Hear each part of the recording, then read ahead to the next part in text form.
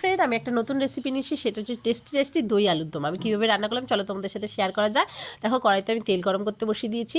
এবার আমি আলুগুলোকে ডুমো ডুমো করে কেটে হলুদ মাখিয়ে নিয়েছি। এখানে নুন ব্যবহার করব না, কারণ নুন ব্যবহার করলেই আলু থেকে জল বেরিয়ে যায়, বা এর জন্য আমি হলুদ দিয়ে মেখে রেখেছি। দেখো, এবার যখন আমি হলুদ দিয়ে আলুগুলোকে মাখিয়ে রেখেছি এবং দেখো তেলটা গরম হয়ে গেছে, আমি এক এক করে আলুগুলো ছেড়ে দিলাম। এখানে লাল লাল করে আলুগুলোকে ভেজে নিতে হবে। আর একটা কথা তোমাদের ফ্রেন্ড বলছি, যদি রান্নাটা ভালো লাগে অবশ্যই কিন্তু কমেন্ট করতে ভুলো না, আর কোথা থেকে দেখছো সেটা একটু মেনশন করে দিও, চ্যানেলটাকে লাইক শেয়ার সাবস্ক্রাইব করে দিও। দেখো, আমি আলুগুলোকে লাল লাল করে ভেজে তুলে নেবো। আলুগুলো লাল লাল করে দেখো ভাজা হয়ে গেছে। আমি একটা পাত্রে তুলে নিলাম। ওই আলু ভাজা তেলের মধ্যে আমি আরেকটু তেল অ্যাড করেছিলাম।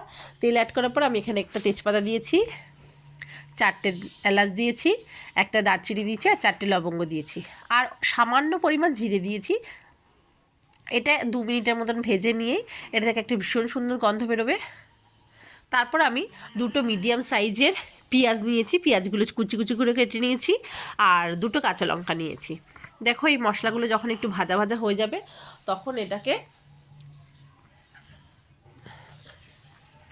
একটু ভাজা ভাজা, যখন পেঁয়াজটা নরম হয়ে যাবে, একটু লালচে লালচে কালার চলে আসবে, তখন এখানে একটা টমেটো আমি ব্যবহার করব। দেখো, আমি 2টো মিডিয়াম সাইজের এই পেঁয়াজটাকে ভালো করে একটু ভেজে নিচ্ছি।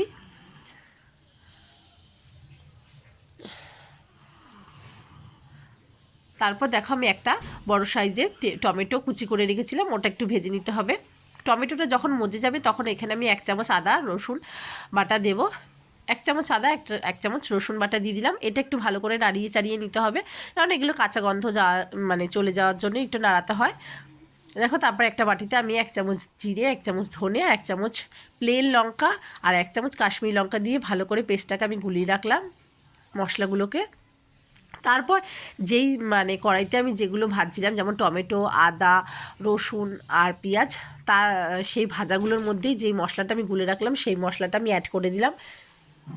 এটাকে একটু ভালো করে নাড়িয়ে চাড়িয়ে নিতে হবে যতক্ষণ না তেল এখান থেকে বেরোয়। দেখো, তেলটা যখন ভেসে উঠবে,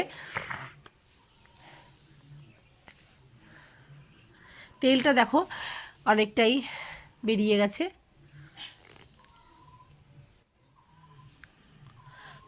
তারপর তেলটা যখন একটু বেরিয়ে যাবে তখন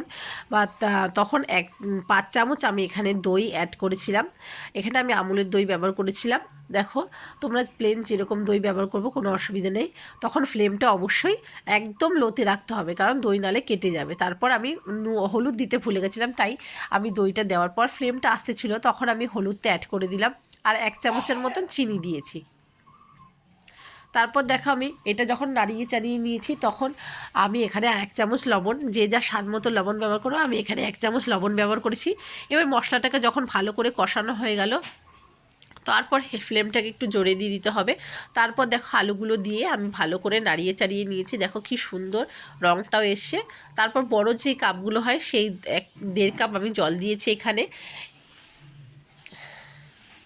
দেখো, আলুগুলো এরকম করে ডুবে রয়েছে। দেখো, তারপর আমি ঢাকনা দিয়েছি 7 থেকে 8 মিনিটের জন্য। দেখো, ঢাকনাটা খুলে নিয়েছি।